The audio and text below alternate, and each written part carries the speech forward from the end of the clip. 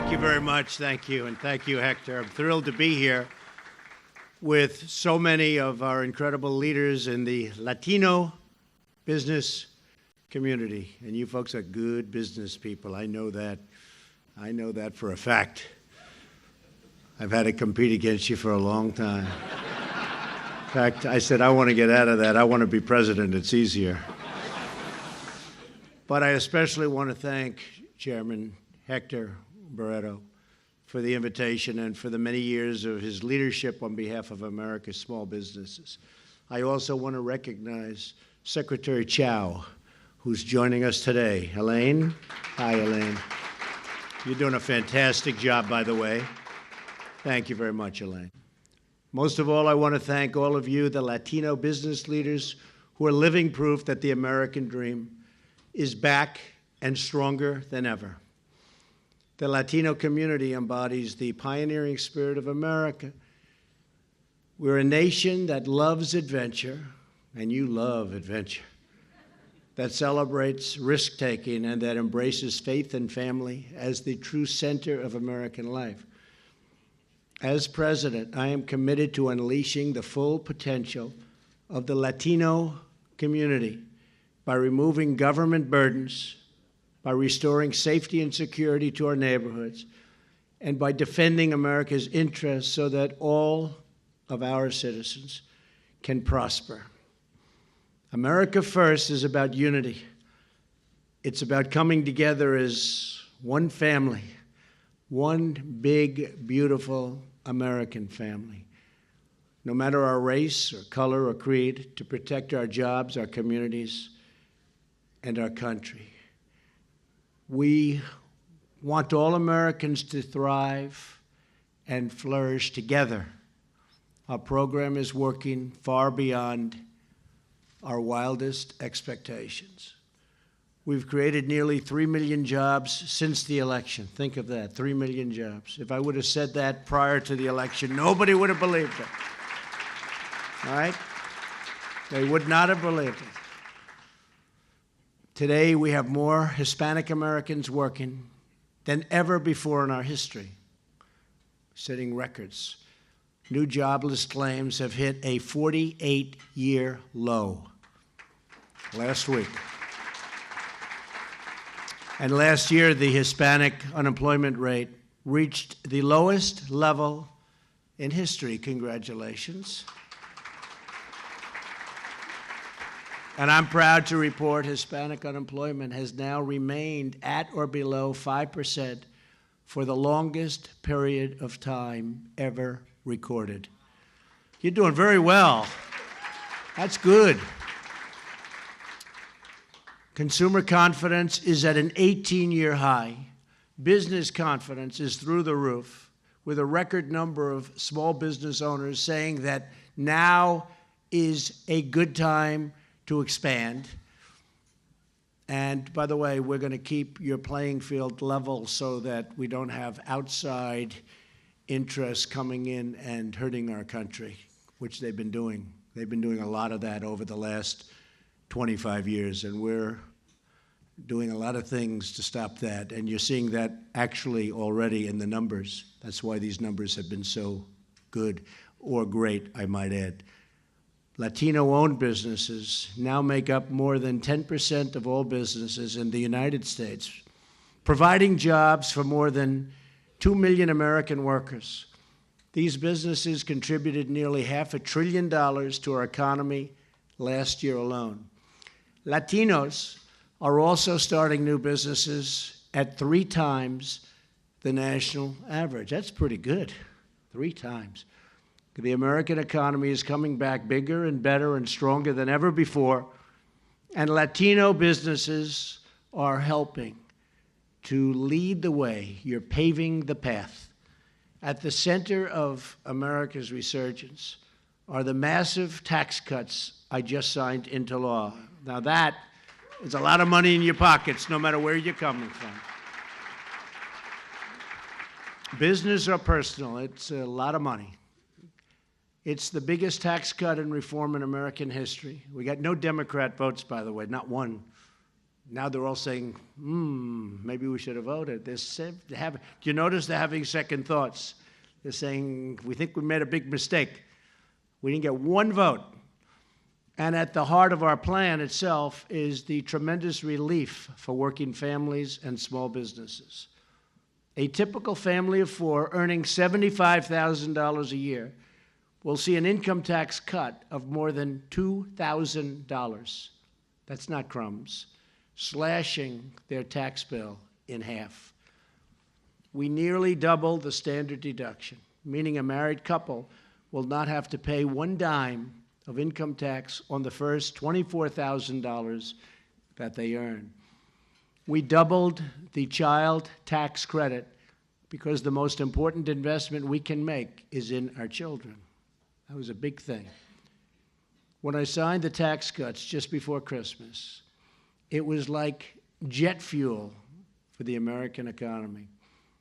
Within hours, companies began announcing thousands of new jobs and thousands of dollars each in bonuses to their workers.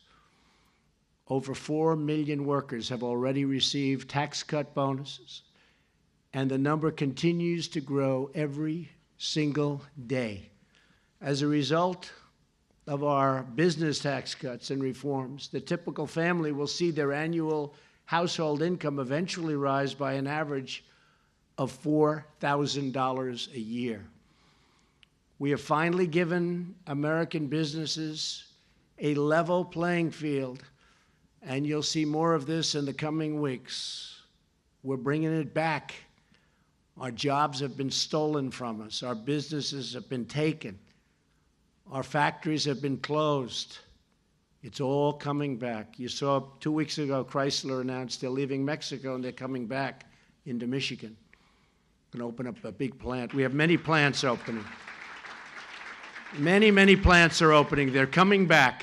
For a lot of reasons they're coming back, but one of them is the tax cuts. Another is the regulations.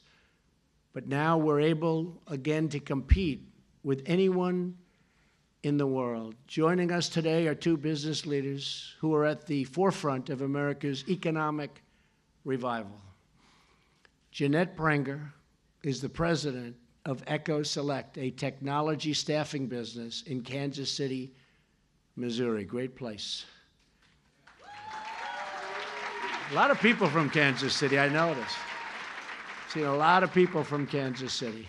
A lot of friends there. Not only is her company's tax bill going down, her sales are going way up as other businesses hire and just really are working very hard. She's filling those jobs for those businesses, and they're really creating something very special. In fact, Jeanette says her business is experiencing the best quarter in the company's 22-year history. And that's great news for everybody. Congratulations to Jeanette. Where is Jeanette? Where is Jeanette? Hi, Jeanette. Pretty good, right? Big difference. Big difference. Yep. A lot of people are saying the same thing. Thank you very much, Jeanette. Adam Devone is also joining us. Adam is the founder of Benefits Exchange Alliance, an HR consulting firm headquartered in Orange County, California. As a result of tax reform, Adam was able to provide generous 5-figure bonuses to every one of his employees. They very much appreciated it. He's also hired 6 new workers, and he plans to hire as many as 15 more this year. Adam, wherever you are, in this really beautiful room, packed with people. Adam, thank you very much. Thank you, Adam. Great job. A big difference, Adam? Like day and night? That's great. Thank you, Adam. And thank you both for investing in your workers and investing in your country. Thank you very much. In addition to passing a historic tax cut, we're also slashing job-killing regulations. And I have friends, great business people. Many of them think that the regulation cutting is more important, frankly, than even these big tax cuts. According to a survey by the National Small Business Association, the average small business spends $83,000 to comply with regulations in just their first year of existence. Under the Trump administration, we are finally getting government off of your backs and out of your pocketbooks. That is why I'm proud to report we have cut more regulations than any administration in the history of our country. And we've only had 12, 13 months now to do it. So in a short period of time, we've cut more regulations than any administration, whether it's 4 or 8 or in one case 16 years. Nobody's even close. And Elaine, while I'm looking at you, maybe you could cut some more because, you know, it would take 17, 20, 21 years to get a roadway built. We want to bring those numbers down to 2 years and even 1 year. And if it's not done properly and environmentally good, we're not going to approve it. But you're not going to have to wait 20 years to find out whether or not it's going to be approved. So I know, Elaine, you're working on it. In fact, I've just instructed my whole cabinet. We're going to go for that final 40%. And we need some regulation. But you had regulations on top of regulations. You had the same approval to get from 4 or 5 different agencies. And it was ridiculous. It was impossible to do business. One of the reasons we're doing so well now is because of the regulation cutting. So, Elaine, you'll go and start cutting some more as soon as you get back to the office, right? We want to get those roads down to 1 year instead of 2. And we will cut even more red tape if Congress acts on my infrastructure proposal. You know, we have an infrastructure proposal in front of Congress. The Democrats don't want to approve it because they don't want to give us a victory. They think we've had too many victories. We've had a lot of victories. We've had a lot. And we're trying to have a DACA victory for everybody, by the way, and the Democrats are nowhere to be found. They're nowhere to be found. It's really terrible. We're ready. You know the expression, ready, willing, and able. We're ready, willing, and able. They are nowhere to be found. But also infrastructure. Also the people in the administration. We have hundreds of people sitting out there, and they're obstructionists. They don't want to approve them. So then we get blamed for not having. It is just a terrible thing. Elaine, we have so many people, is that correct? So many people from other agencies. Your agency gets pretty good treatment, I think. But I will say that many of the agencies just have so many people out there, including diplomats from, as an example, Germany, major countries. We have diplomats. They wait online because the Democrats don't want to approve them because they want to obstruct. And that's not good. It's never been like this, ever. They've never held them this long. Republicans have never done this to this extent with the Democrats. And Schumer and the Democrats ought to get going because it's the wrong thing for our country. It's a very terrible thing. I've asked Congress to pass a bill that generates $1.5 trillion on infrastructure and cuts the permitting process from 10 years down to 2 years or even less. After years of rebuilding other countries, and we have built a lot of countries, it's time to start building our country again.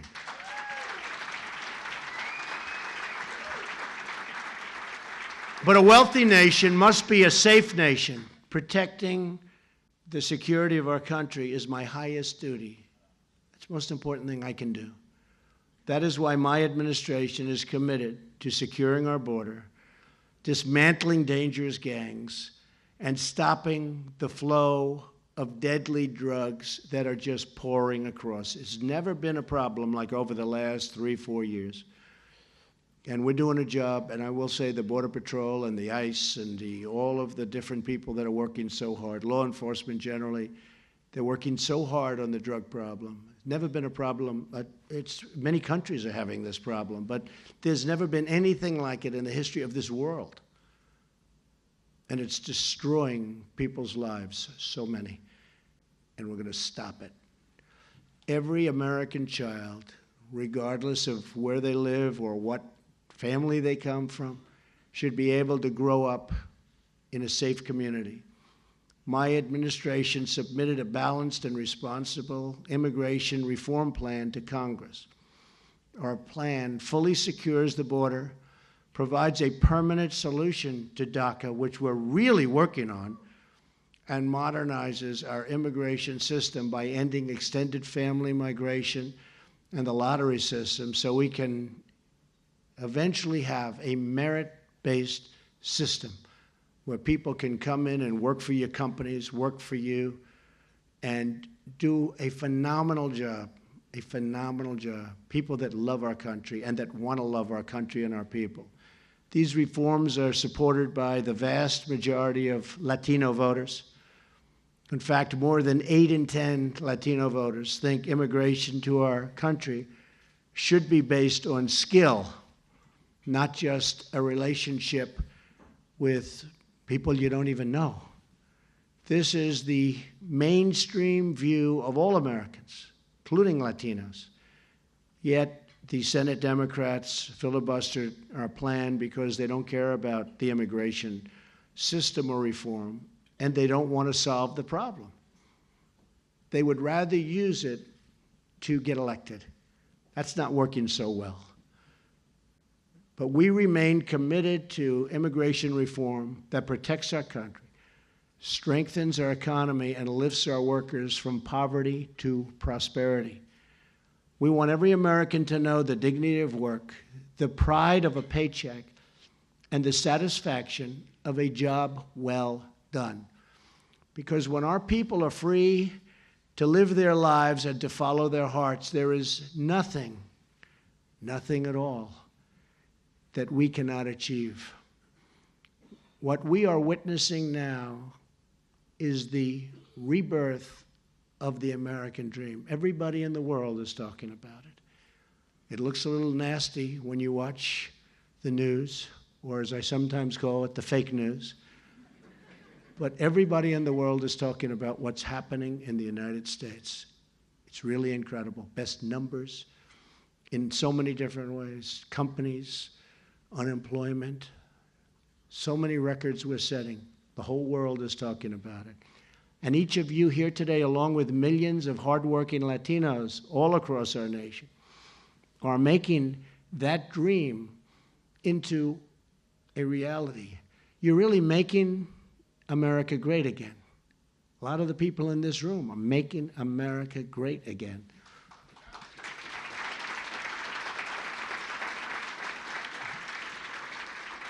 You're unleashing the American spirit.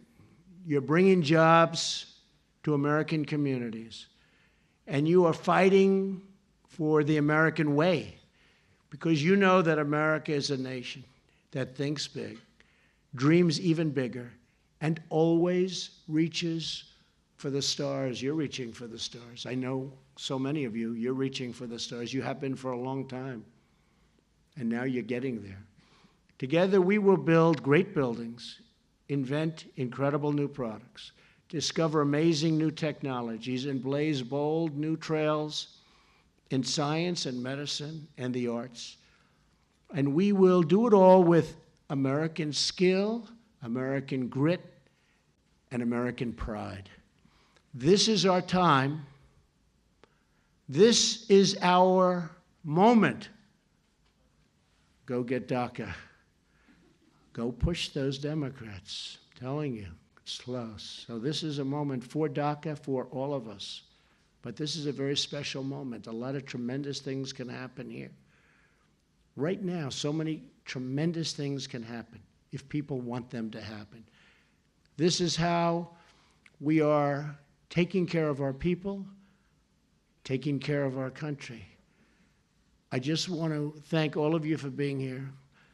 Having known so many in the room and having respected all of you, I can say that I'm very proud of you, and I know you're very proud of our country.